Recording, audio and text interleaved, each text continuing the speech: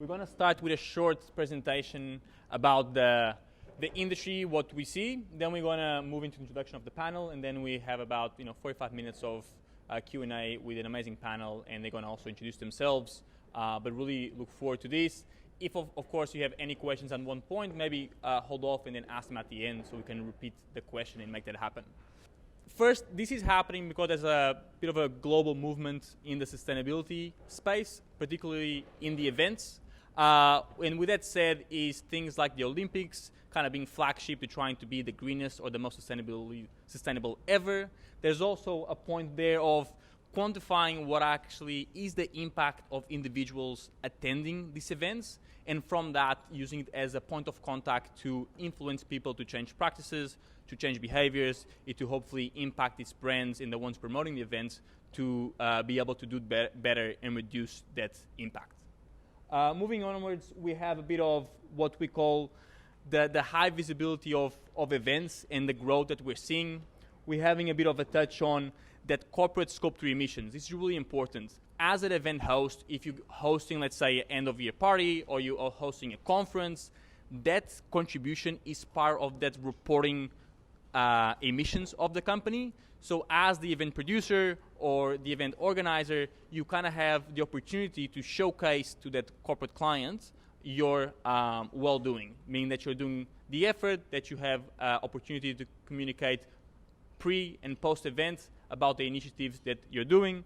And finally, we have the thing about democratizing the calculations. It's becoming more affordable to measure this impact and to hopefully in the future pick the sustainable solutions, being that in materials, being that in transport, being that in the energy that we consume at these events. And now it's a good opportunity to kind of put that forward and make that change happen. We also want to kind of speak about how we at NetNada touch on a bit of all types of events, especially in the events, the conference, and the music industry. And we also touch in the touring aspect, artists that go across the country moving forward. We've worked with Robbie Williams as an example in analyzing the impact of what does it take to get such an amazing artist to fill in stadiums and the impact that generates. And what we see is amazing opportunities for reduction, but also amazing opportunities for storytelling to kind of showcase to the attendee, to the guest, that change can be made and that they can go home and think about the impact they've kind of had on that moment.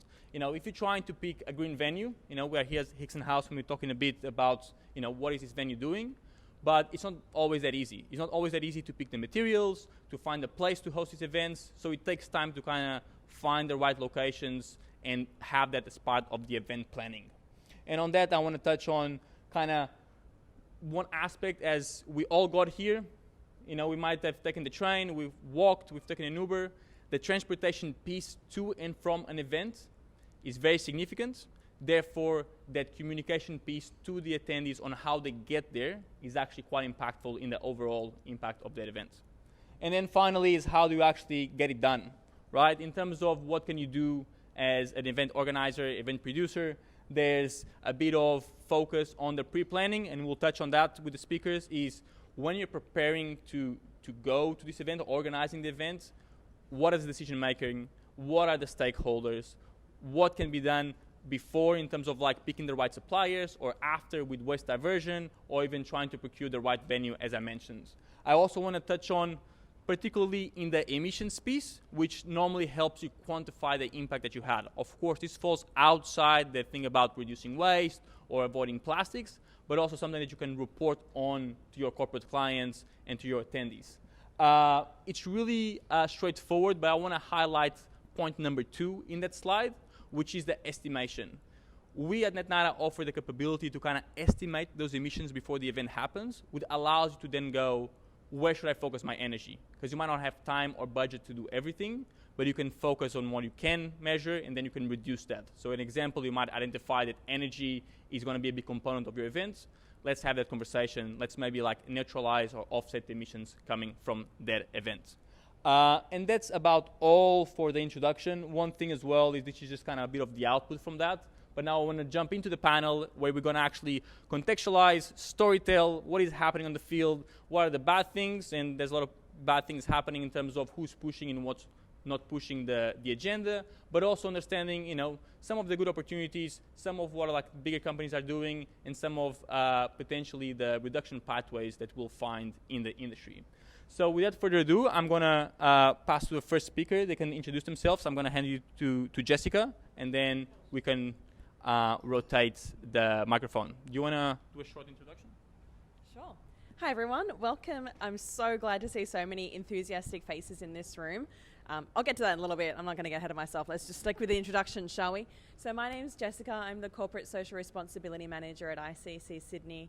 I came into events world from a background in environmental assessment and planning of major infrastructure, both in New South Wales and across the US as well. And what I like to say to people is it's been so much fun coming into this brand new world, a brand new sparkling, bright and exciting events world, and apply that same critical thinking to your events.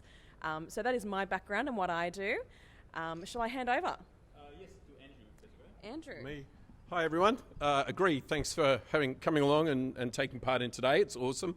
So I'm the founder and CEO of Capital E. We're a marketing and event management company for B2B organisations. So don't hate me just yet. We're part of the problem as well as part of the solution. Before I pass on, can we just get a quick read of the room about who's here? How many people are from venues?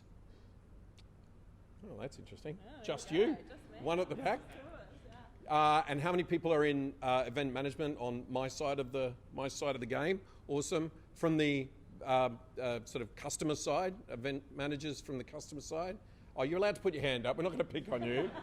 Hey. Hospitality, that side. And then I guess we've got all of your world, right? So stand builders and supporters. I know you are. Okay, that's interesting. All right, it'll just be nice for us when we're talking to you, knowing a little bit more about. Did I miss anyone? Is anyone going, what about me? Got it. Okay, fantastic. Back to you. Better? Good afternoon, everybody. Christian McNally's my name. I'm the owner of Grandstand Events, and we're a custom stand builder to the events industry. We bring brands to life in temporary environments. So we're the guys who show up, build everything for people, and then take it away afterwards. And you can imagine what happens afterwards. We work pretty hard on sustainability within our business, but the journey's, still very young. I've been doing this for 21 years, 12 years as a business owner. So I've got a few insights that I can offer around what I've been seeing and experiencing. Awesome. Hi guys, hello, beautiful people. Welcome to Hickson House. I hope you enjoy our venue, our cocktails. Those guys have special skills to prepare, to make cocktails, trust me. And yeah, so my name is Alberto. My background is environmental engineer and postgrad in occupational health and safety.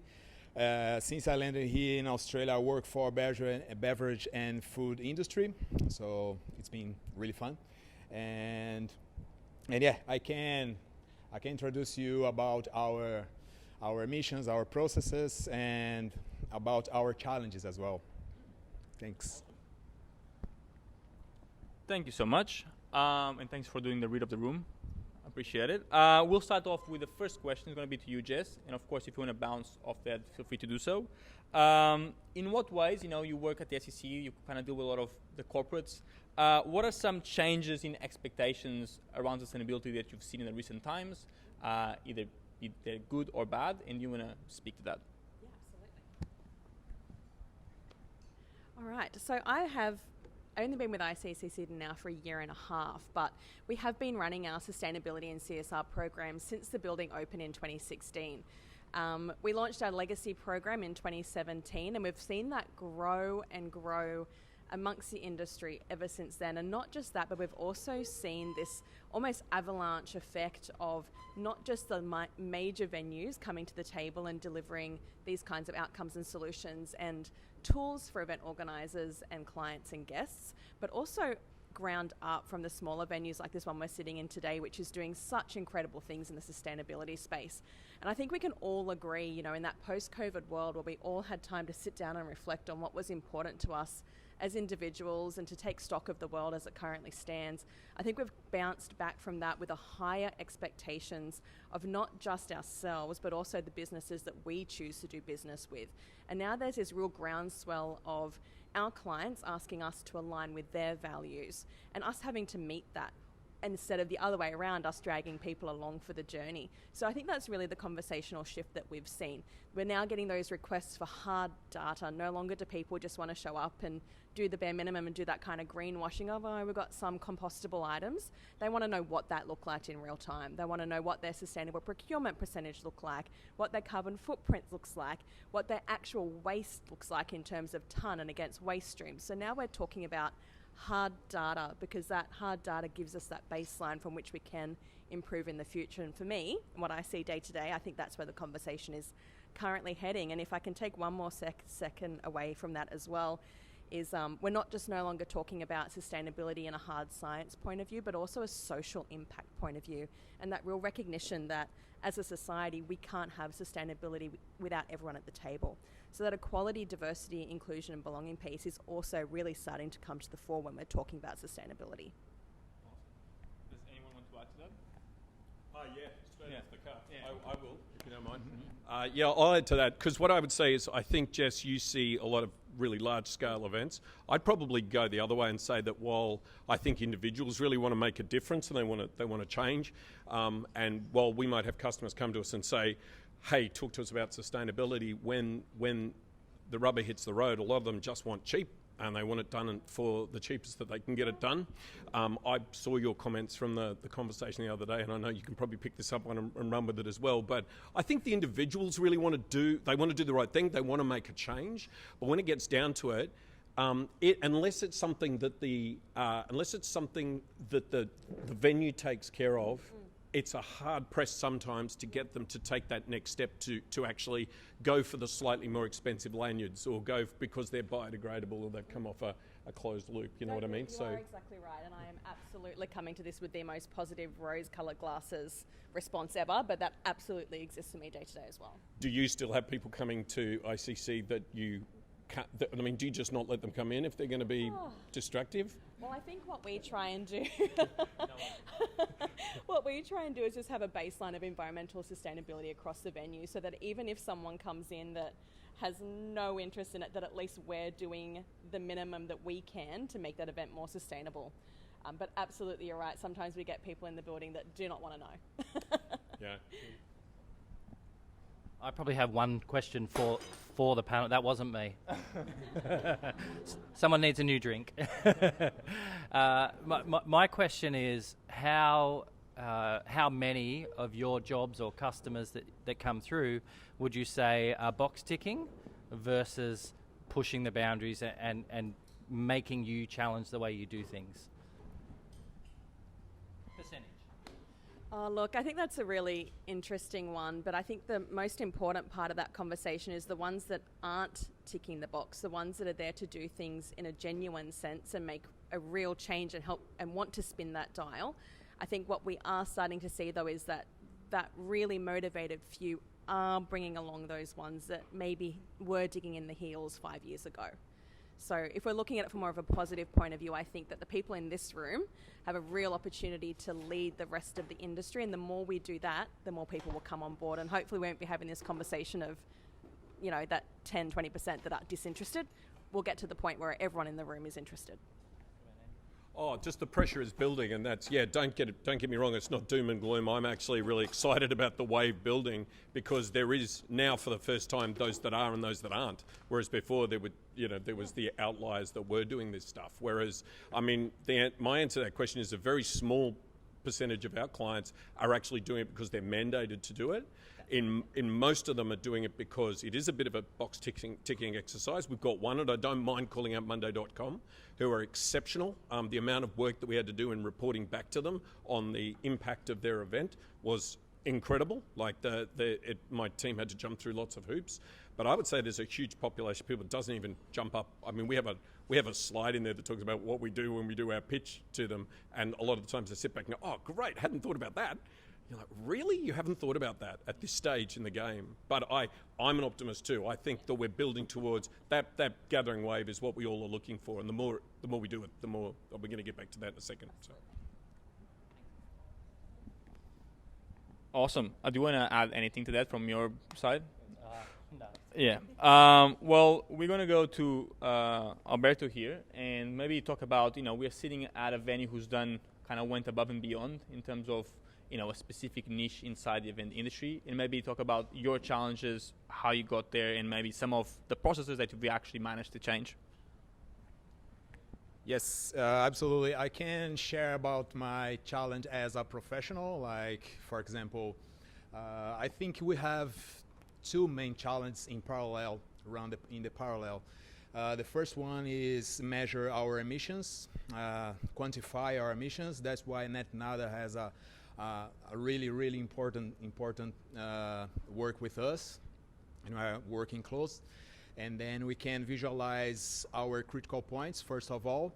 And in parallel, we have the challenge of obtain the materiality of the company. Alberto, what's the materiality? Materiality essentially is mapping what is really relevant for the company, what is the culture, is the context of the organization. And then when you have the numbers of emissions, when we have the quantity of emissions by scopes 1, 2, 3, you can visualize what kind of project we will start.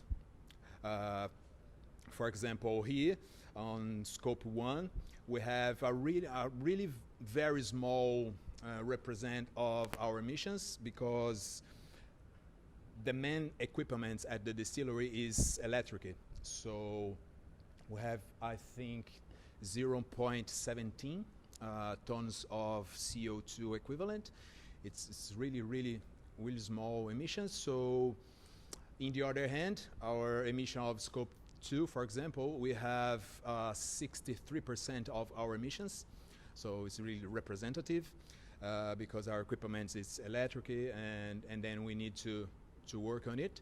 And yeah, I think the most challenge for us is first quantify our emissions, and in parallel create the materiality and the context and a solid policy of sustainability, and then start with action. On that actions, I just want to pull it out. I know you actually went to we've talked in our call before this about some of the things that you've done in terms of like the diversion of certain like byproducts and how actually what happens behind the scenes. Do you want to talk a bit just about those kind of implementations on that? Yeah, absolutely.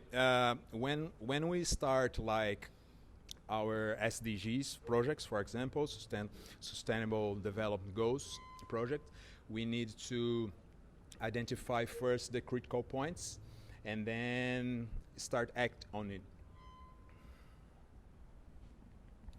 Thank you. So on that, I just want to now go back to Christian, and there are some strategy about trying to kind of future-proof the event. But do you think there's like an opportunity to kind of go above and beyond, or do you think you're faced with challenges when you're actually trying to maybe ask to spend more money, or you have to speak with different suppliers to try to achieve those goals? For Andrew? No, for you. Sorry. For me. Yeah. Okay. So my experience is it's a lot of box ticking. People want to know what you're doing for sustainability, but at the end of the day, they are not prepared to pay. It's been a long number of years that I've experienced that. I sit there and I watch what goes to waste. I have a hand in it. I approve what we're tipping, and it's tons and tons. So some of the things we're doing and have initiated in the background is we've now been able to divert a whole bunch of wasted materials. So after an event, everyone knows, everything gets packed up, higher stock goes back on the shelves. Then there's a whole bunch of assets that have been created for clients, or for big brands, they don't want them. They don't want to reuse them because their event might be in 12 months' time. The logo might change, the messaging might change, the destination will change. Freight costs have to be considered on all those things. So what we now do is we have composite materials and we have PVC materials. We can now recycle those products. They get chipped down. We don't personally do that. We send that off at a cost. It costs us $6 a square metre to be able to do it.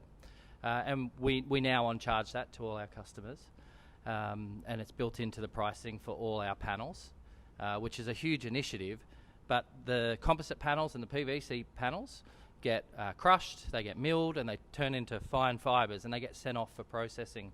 And people are now turning them into parking stops, speed humps, and it's a fabulous story, like what they're able to do with it. And what we've been able to do is divert somewhere in the vicinity of about 20 tonnes of material from going straight to waste, where it takes decades to decompose. So it's a huge win, but it comes at a cost. And what we're not doing as a business is telling enough people. We need to tell more people so that more people can do it. I'd like to add to that, actually. Yeah, go ahead. I think, we've been talking a little bit about some of the challenges that we're facing and, bringing people along with the sustainability journey. And this issue of cost has come up a few times. And I'd like to add to that because I feel like a huge challenge for us as an industry is, A, providing tangible meaning to the things that we're talking about. Like the amount of people I talk to, like, what's the carbon footprint? What does that mean to me? So I think the first challenge for us as an industry is to break down those barriers between scientific language and what's practical in an event space. And I think once you do that, you start to understand that what's practical in the event space is a lot greater than what you originally thought. And what seemed like it was too hard, all of a sudden becomes a surmountable challenge because you understand what you're facing. And second to that, I think, is this concept and this, sometimes it's a myth, sometimes it's not. But I feel like a lot of the times it's this myth that sustainability is expensive and sustainability is a greater overhead to my business. Whereas for me, I often find that if you are doing that pre-event assessment and understanding where you can make sensible alternate arrangements for your event that lend themselves to sustainability, you find that either you're breaking even or sometimes there's even a cost saving. And I think that, by having that baseline assessment and understanding where you sit now, you can identify those easy opportunities for change and leverage those areas where it's an easy win in the first instance to get that traction and get your leaders on board, make that business case and demonstrate that sustainability doesn't have to be a cost. As a venue, we often pass on the costs of electricity and waste disposal. Landfill is 25% more expensive to dispose of than recycling. That's a charge that we pass on to you. Electricity, again, the less you use, the less you get charged for. So there are these cost-saving opportunities that we could be building in day to day if we just understand what it is we're able to achieve. It's really that be a business for good. A lot of us are very blessed with opportunities to be able to make an impact, and very, very small changes can have huge effects for generations to come, obviously. Thank you. And from our point of view, just adding to that, it is as working across the different partners, sometimes trying to pinpoint, who's a stakeholder that has the permission to kind of approve that budget or to kind of move ahead with a sustainable option is kind of what makes these events go, to the tipping point of making them unique. And I guess the question there, maybe to Andrew, where do you see potentially the commercial opportunities if you can do a sustainable event? You see that kind of, I know you had talk about the presentation and how you go forward, but do you see change in the way you approach business or potentially the way you kind of speak with some clients versus the others? Got all the time it takes to get the microphone to come up with an answer for that. Thank you. That's great. Personally, I think what Christian called out is the most important thing, and that is communicating to people that you're doing it. Yeah. I think the commercial value, telling people that you're doing it is almost as important as doing it, because I think that is the thing that starts the wheels turning for everybody. The more we're showing that we're doing it, the more that, if you want to know what sustainability means to ICC, just give them a call. Jess will send you a whole pack on all the stuff that they do. But you can go there, you can use that venue, you can know that you are working with a space that you can trust because they're actually giving you something that's really honest. You do it, and you've started off by absorbing that cost into the business in the work that you did, not just passing it on. And I mean, the ideal is that you can pass that on and let your clients know that you are doing the right thing. I think telling people about it is important because it gets the whole thing moving. And then I think the way you do it when you're running events is actually calling out the moments where you're doing things. If you've offset, we just did an event in London. We had 7 people flew over and back. That's just from my team, not withstanding all the people that flew over from the States. Like, we told people about how much we spent on carbon credits for that, which is only one way to put it back into to making it a little bit right. But that's a lot of people travelling on planes across the globe to go to something that arguably they could have done on a Zoom call. I don't think the people in this room really want everybody to go back to using Zoom for everything. But I think calling it out is as important as making everyone aware that the coffee cups, you can go and plant them and they'll turn into a tree, or that none of the signage is going to end up in landfill. It's all going to be repurposed, or whatever the case may be. I think brand plays a huge part of it. I think that's really important. And then as far as wearing it as a badge for your own brand, for your own organisation, I mean, I'm talking there about clients and helping clients to recognise the value of it. For you as an organisation, I think it's about calling out the fact that you are doing it. We're working with NetNada on getting our own stuff right, getting it in, because I'm not an expert. Last year I was on a panel about ESG, and I was sitting there going, I don't know what ESG is. How do I, by getting to the heart of it and actually saying, we know we want to do the right thing, now prove it, now document it, now publicise it. That's a great thing for each individual organisation to be able to put out into the marketplace. And as I said, the more you do it, the more you show other people that you're doing it, the more we normalise it, the more this whole movement picks up more and more speed. And ultimately, the more business we attract Yep. by doing it. Yeah. As an 100%. industry. Yeah. Awesome. And just on, yes. Right. I'm just going to repeat the question. So the question was, from the B2B, which industry is asking most often or reacting positively to this sustainability? And from a B2C perspective, in terms of attendees and maybe patrons, how are they engaging with that when you do tell them the story, or they're actually seeking that information? Who wants to answer it first? Yeah. So for B2B, big tech, obviously is a huge push. Manufacturing, so people who are already doing it themselves, they're kind of pushing it back on us. And I would say automotive, because with the move to way more sustainable vehicles, including heavy vehicles, we're seeing a lot on that. Yeah, I can say, as my experience here, as manufacturing and beverage and food distillery, as a distiller, I can say push myself our, for example, raw materials reuses and packing, bottling, recycle materials, and yeah, for example, we produce about 4-6 tons of cooked grain a week. So, and then we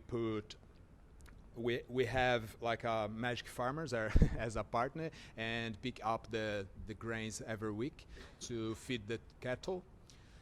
And it's so nutritive and delicious as well. The cattle said me once during the whiskey tasting, twice actually during the whiskey tasting. So yes, since I started here at the Hickson House, I could realize that the commitment of sustainability with small actions and then now improvement the process daily. I'm in a really interesting position because I see so many different businesses through the venue. We operate a live entertainment venue with a 9,000 capacity. We have the massive exhibition halls, which, as you know, host anything that's coming through the building, from tattoo expos all the way through to the Salesforces of the world and Microsoft exhibitions. And then we have our conference space, which holds anything from small meetings to gala dinners all the way through to large technical and academic conferences, both international and local. So we get the whole gambit through the building. So for me to identify who is most talking about this, in the live event space, Australian live music, those cutting edge, up and coming talent based in Australia, really driving that conversation.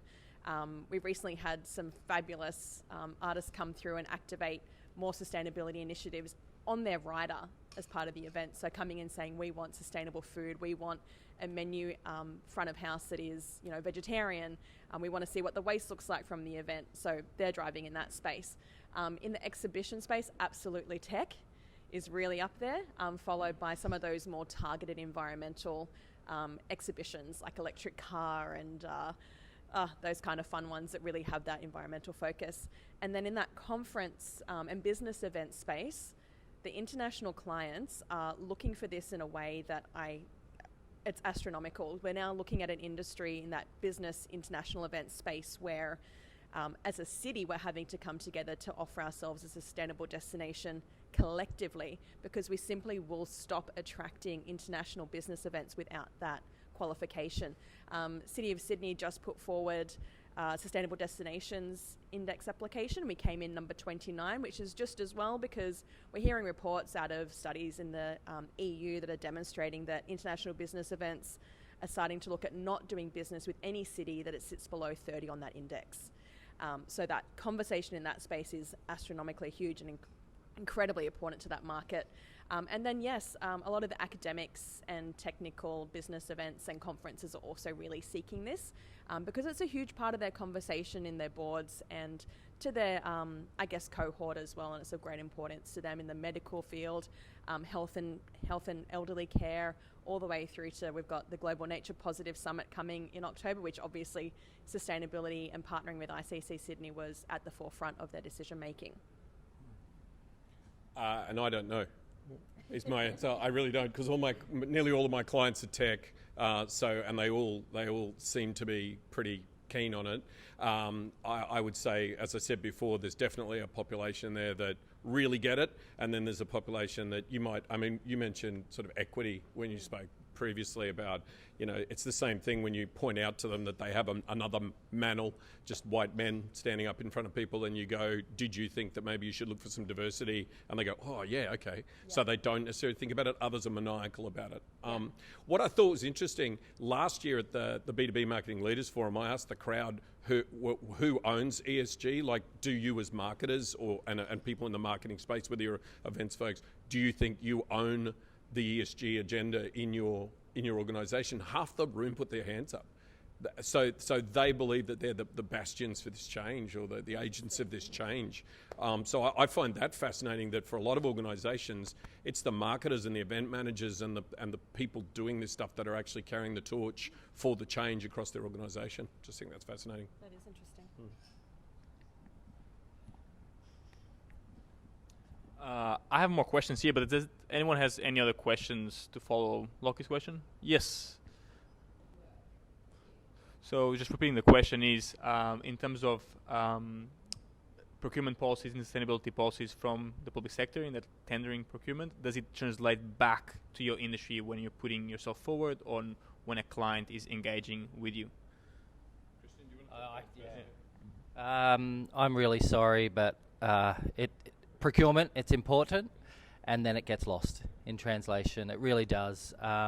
We don't have a huge number of government clients, and we're a very small provider in the industry, so there's people that are way better qualified than me on that front. But once you're awarded that contract and you do the work, you do what you have to do to do that work for them on site, and they do not care afterwards. Unfortunately, that's how it pans out in my space. And my space, again, is just the activation of bringing something to life for them. Yeah, I'll just say my point of view about the procurement. I think it's 100% related with the scope 3 our mission, like supply chain, and put everything on track about the compliance and filter the supplies as well with sustainability purpose. And yeah, that's it. I'd agree with Christian. Most times it would qualify us out from being involved in a pitch. If we couldn't answer their question about the box that says what do you do when it comes to sustainability, we would get knocked out. I think we're just starting to see some of the larger organisations being forced rightfully, to roll up all of their supply chain and to be able to calculate their impact. And I think that's just starting. I would say we're starting to see more organisations saying, well, what did you do around this, this and this? And we have to, but sometimes, I'm going to be honest, sometimes it's 6 months after the event where they go, oh, God, we got to put in that report. Better call Capital E and find out what the heck we did at that event. And then you've got to go back and say, what did we do? You know, did we offset the electricity? Did we do those things? So what about on people winning you as a venue? Winning us as a venue? Yeah. It's more us partnering up with BE Sydney on those big bids, in which case sustainability does form a huge part of those big ones, particularly for the international clients, absolutely. And we do have to be accountable on that.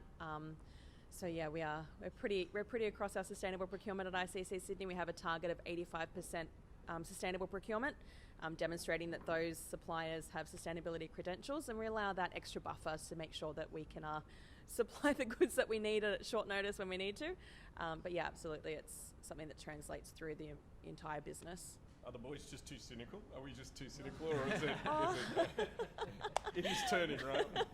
I think just the scale in which we operate is different, I think, and yeah, the expectations are a little bit different on a venue like ICC Sydney. Yeah. Thank you so much. Thank you. Yes. Yeah, absolutely. Sorry, could you mind just... Repeat it? Yeah, so it's about down that supply chain, what are you identifying in those businesses that maybe shrink or blossom based on the ESG practices? Yeah. I mean, we can't take full credit for this, but I think, you know, we partner with some really great, amazing local producers that are doing fabulous things in sustainability space, from Vanilla Cheese, which I think is based in Marrickville. They do amazing things with their sustainability program, all the way through to 7 Mile Coffee in Manly Vale, who we also partner with, also doing amazing things around sustainability and CSR. I can't claim to have the sole impact on that, but we certainly try and partner with those local producers and suppliers where we can, not just to, I guess, improve our sustainability rankings, but to also help to leverage our massive platform, which we take great responsibility for, to help drive that change across the industry, just generally speaking. But, I should say, actually, sorry everyone, one of the biggest things I've seen happen, and something that I think the industry can be incredibly proud of, is in that exhibition space, in signage and stand building, exhibition event organisers, even in the 2 years that I've been there, have made astronomical changes, even if it's just understanding what their impact is and starting to set some of those targets and goals. That's something we've really seen from some of the big exhibition operators across the industry, such as Reed RX now, RNX, Informa, and a few other big ones have really made huge strides in the last 2 years on their sustainability and CSR plans. And I can't claim credit for that, but I think it really is a driver of the industry. Thank you. All right, more questions. Yes, on the front. I'll go back to you. Yeah, definitely. I'll just touch on that. When we do run the calculations, the equivalences that we use, or the factors, kind of embed that into the number that outputs. So let's say if you are actually measuring something about food, we can look at the industry and then embed the methane necessary for that to be produced. In pinpoint measurements, there are some materials that alongside them have data on methane specifically.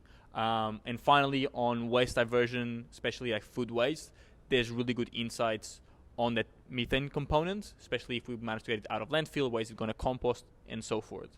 But in a sense, we look at what's called a CO2 equivalent, which absorbs all the factors into that number and don't break it down explicitly into the methane, CO2, water vapor, or the other gases.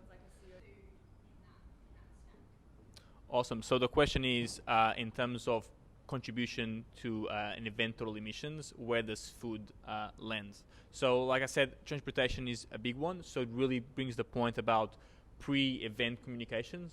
How do you actually have another touch point with your attendees in terms of how you're going to get there?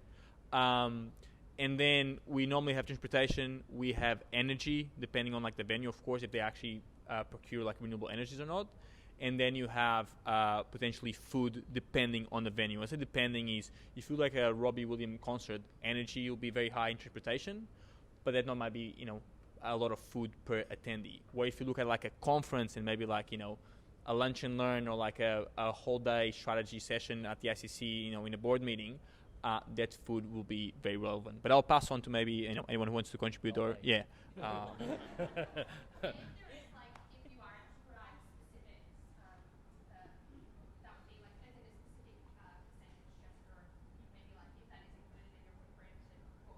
Yeah, we absolutely do look at food. It is a major contributor to the overall event footprint, depending on the kind of event. Obviously, a gala dinner is going to have a higher food footprint than a Robbie Williams concert where everyone's just eating hot dogs. And yes, so food has historically been a really huge impact of event industry, particularly when you're looking at clients that want to demonstrate access as a way of welcoming people, and that's how we show hospitality, right? Like, come to my table, eat my food, check out on my prawns, check out on my oysters. We're here to put on a show for you. So I think that's tied intrinsically into hospitality. But what we're now looking at is, I think we're trying to recognise that food waste is a huge issue, and to that methane point as well, it absolutely is a focus for us and for the hospitality industry in general. And I think we're seeing this rise up through as from a strategic planning and policy point of view now. So it's now starting to become a thing that the industry is going to be forced to reckon with. We're now seeing City of Sydney and the New South Wales government really starting to come together and pull together food waste strategies and set those expectations for the industry. So we're trying to get ahead of the curve on that, working with Food Waste Australia to address our food waste footprint, to kind of understand where that food waste is in the venue. Is it off the plates? Is it off the buffets? Or does it come out of our production kitchens? And by understanding that, we've been able to kind of start to address that food waste and what that looks like. Does that answer the question? Yeah. Yeah.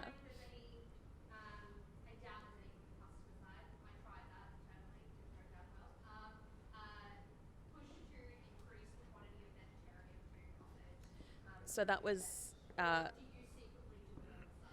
so the question was, are clients asking us for more vegetarian meals, or is that something that we push on the side? A little bit of both. A little bit of both, to be honest with you. We have some really environmentally conscious events come through and do a meat-free Monday. Or, so ICC Sydney, we've worked to pull together some carbon-friendly menu options across our menu offering, all of which are vegan, vegetarian or sustainable seafood. And we're finding a greater uptake of those the more that we offer it and push it and demonstrate it in our menu tastings. We often find that people will just select those options because they taste good without even realising it. Some are less likely to come on board. For example, we recently had a large mining event in the building, like, oh no, we can't possibly do a meat-free Monday, sorry. We're going to have to put on the pies for that group. But yeah, it is becoming more entertained across various industries. I recently had an event in the building that was 100% vegan catering. So it is popping up. I wouldn't say it's the norm, but I would say that people are now looking to include those options more and more, and it's up to us to provide interesting options for them to take up, because no one's going to take up another veggie stack. Nobody wants that. Stats man at the back, thank you. I'd say, again, back in the tech space, we are seeing companies, and it comes back to the question about methane as well, but Salesforce, as an example, don't serve any beef at any of their events anywhere in the world, which makes it problematic when they book woodcut at Crown, which is a known meat restaurant, and then we just had fish, so people got invited to come along.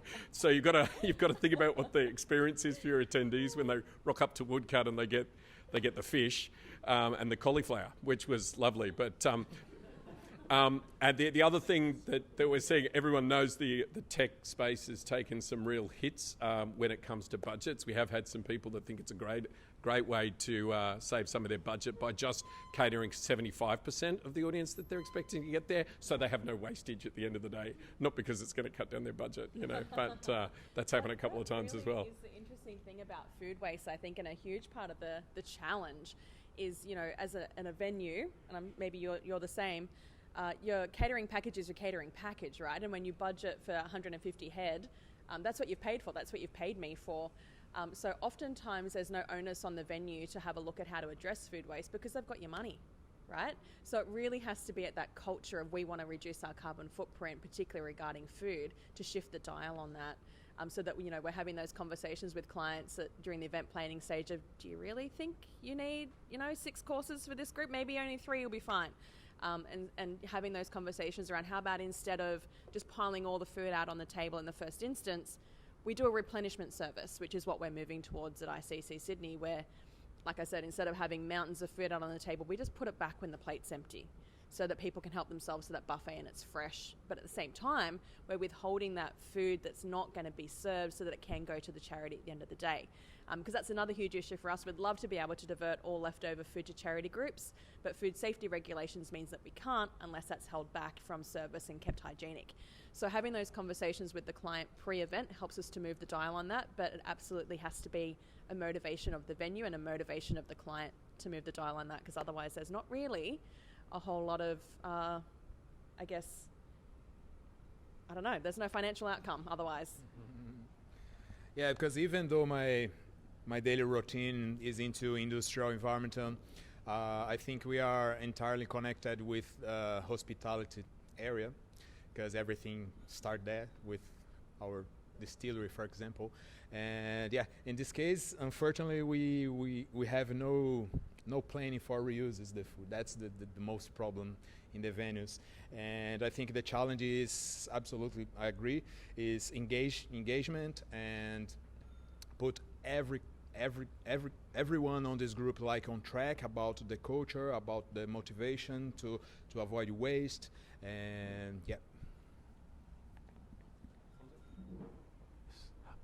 Yes, just 1 second. I'll get back to you in 1 second. Just on the question about that 1% materiality, I made the point before about accessibility of data and the use of tools. What we are seeing is that back in the day, it was too expensive to access the data and do the calculation. So because the price of achieving that data is reducing, now suddenly that wasn't material, not even on the 1%, just the board or the stakeholders would say, not relevant, not for us, because it's too costly or we don't have the resources. Now you can start doing it. So everything becomes an opportunity to actually measure and change. And not only change because it's material, but because it might have an impact on the end client, on the attendee, or whatever that might be. Yes, thank you. So the question is, what will happen when mandatory Scope 3 reporting comes on board? So for context, there is legislation being pushed forward that companies above a certain amount of employees and turnover have to report on their emissions, and some of those sectors will have to report on Scope 3, which includes, your events, waste generation, travel, business travel, and so forth. What we're seeing is, from our perspective, that decision maker, especially in the marketing team, alongside the sustainability team, when they are thinking about what will happen and where will I do an end of year conference or vendor panel or trade show, they are starting to look for those venues who can tick all the boxes. That might be they have access to renewable energies, or they have access to carbon neutral energies, or they have solar panels on the roof. That they have the story and the background and the experience on doing waste diversion, as an example. And that they have the data specifically on the food and the menus to cater for low carbon options. So it's more on the decision-making process of, if I'm going to do this and I know I'm going to request the data back, I want venues who have access to that data, plus they have some background on having done things prior. Not just someone who goes say, oh no, I can do it if you ask me, but more, okay, show me what you've done before because I want to pick the right one. If that answers your question. Do you want to, anyone add to that? Really quickly, yeah. I think what they're going to be looking for is the venues where they know that they can be safe, but they also need the tools so that we're quite often talking to people that are so busy in their year. They have so much on their plate. This is another thing that they're going to have to deal with. And so just going back maybe 8-10 years ago, everyone flipped over to suddenly starting to need to use CRM tools to be able to capture all this data and manage it, and then marketing automation tools. I think until they can capture this information in the right kind of repository and know that once it's locked in there, it's safe, and then they can be alerted when they start getting outside of the boundaries. I think until they've got that, it's going to be really tough to keep people. I don't know what the legislation says about the grace period between it dropping and then punishment. Do you? Yeah. Typically, they give you a little bit of a grace period, but I think on this one, because the consultation period's been so long, I think we're going to see the hammer drop pretty quickly. Thanks to NetNada for helping ICC Sydney get all our ducks in the row, so we'll be ready for this. What I think the interesting thing about this is, and what I like to tie back to in terms of sustainability and business management, is getting ahead of this kind of mandatory reporting is no longer about sustainability, so to speak. It's more about business risk management. And the more you can get ahead of the curve now and get your ducks in the row, get the paperwork sorted, partner up with those suppliers and event partners that align with your strategy and goals, the easier transition it's going to be when that hammer drops in another 2 years if you're on that reporting schedule of businesses earning X amount of money. Awesome. So the question is more about in the packaging options. We have, the compostable, but what are the changes being made in terms of the reusable of those components? Yeah, by the way, Hickson House is working hard on it currently about choose the right suppliers about the materials of packing and bottling as well, and and choose the materials of biodegrade and recycle as well. For us, the challenge depends on the event, right? So for a gala dinner or a sit down, we're going to always use a reusable plate and cutlery, and we do try and push that into our clients to use that as best practice wherever it's feasible to do so. For example, we don't really put out glass and servingware like this when we do things like this, it's not a bottle of water. But in that live event space where I have, a full hall of 9,000 people coming to see a rock concert and they're powering through those beers, reusable solution at the moment, there is no real great viable solution for us when we're talking about that volume and that quantity, particularly here in Sydney. So we have looked into it. We're trying really hard as well. So honestly, if anyone here in this room has heard of anything locally that works, please do come talk to me because I'd be very interested. But at the moment, that kind of requirement of taking the cup. So the only option that we have at the moment for our venue for that live event space is a solution where we've got cups and that organisation will take those cups away and wash them, but that's transportation. They don't have a local washing facility. That washing facility is in Adelaide. So by the time that's all happened, I'm better off just going with best practice disposable at the moment, which is home compostable cups. So that's what we're doing at the moment. We're doing our best to partner with the compostable suppliers to make sure that what we've got isn't just industrial compostable, but home compostable, so that we're complying with those EPA regulations in that instance. But ours are composted. Yeah, so we work with a great waste management provider who take us on tours of the facility to demonstrate to us what's happening to our waste. So I was lucky enough to go on a site tour to the container deposit scheme processing facilities. You can see all that getting bundled up and sent away for recycling, and also to the organic waste processing facility both in Western Sydney and down the coast near at the back of Kembla Grange, actually. So that's where our cups get sent, and they are processed there. Thankfully, I've seen them in real life, so I can attest to that. So yeah, I think you're exactly right though, that kind of factual and that evidence-based, making sure that we're not greenwashing is incredibly important. So yeah, that's what we're doing at the moment. And like I said, if anyone in the room has a better cup solution, it's the cups for me, man. The plates, everything else I've got under control, that's great, but...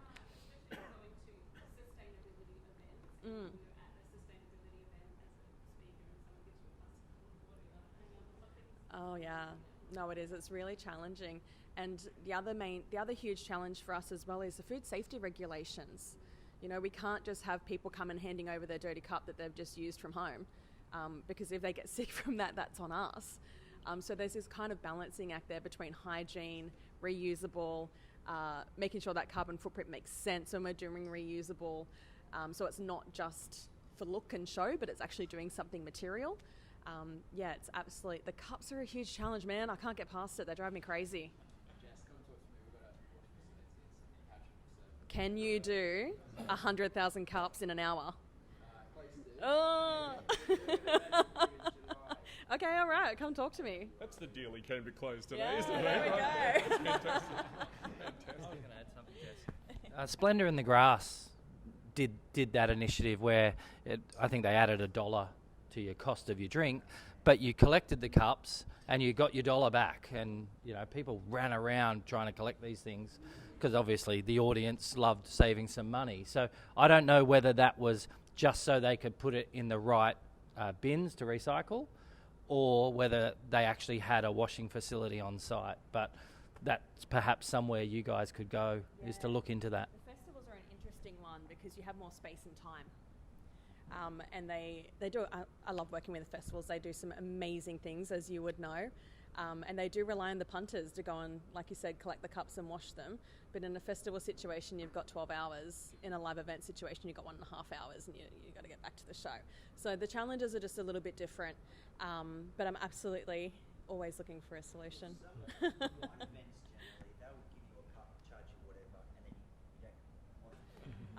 You know what? I'm going on a tangent. I'm so passionate about cups. Oh my God. You would not believe how much of my time they occupy.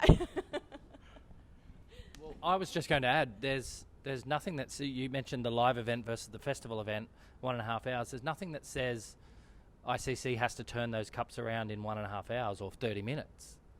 Have enough for your 9,000 punters, and then, they go through their recycle washing process. You've got clean, ISO certified cups.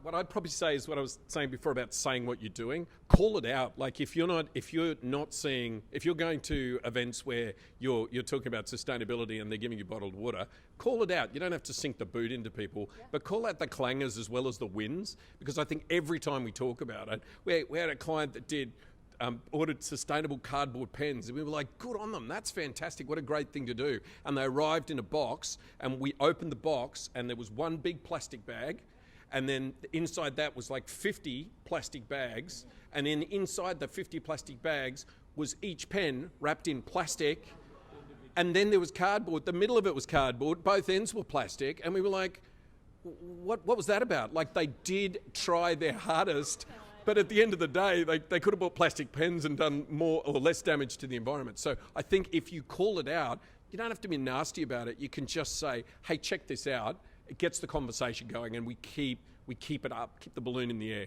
Yeah, absolutely. We're going to start to wrap up. Any other last questions out the back? Awesome. So the question is about insetting the aviation fuel. The aviation piece of the component, as well as like the energy procurement. If you can make it short and snappy, that'll be fantastic. Yeah. So I was talking to Coldplay the other day, and I was saying, we might do that. I think the thing that I like about it is what I do want to do is make the point whenever we do it, either to our client or for our client to make the point out to their audience, and I don't want it to be an afterthought. I want it to be something that they can front load. That's all. And so I think sometimes if you just check the box on the plane and pay for your emissions, you're not making a statement. And who knows where that goes really anyway. That's all I would say.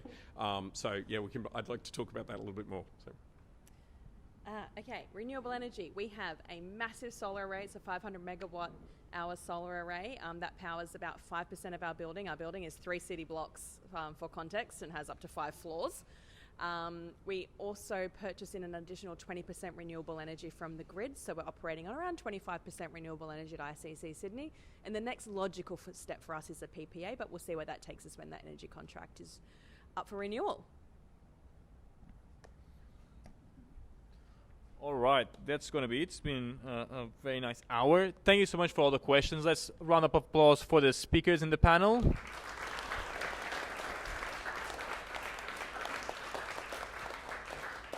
Thank you everyone for participating. We're going to just put some music on. Feel free to stay back and chat with us. We're here to help. And look, if you can connect, I think everyone here has solutions and ideas and points to make.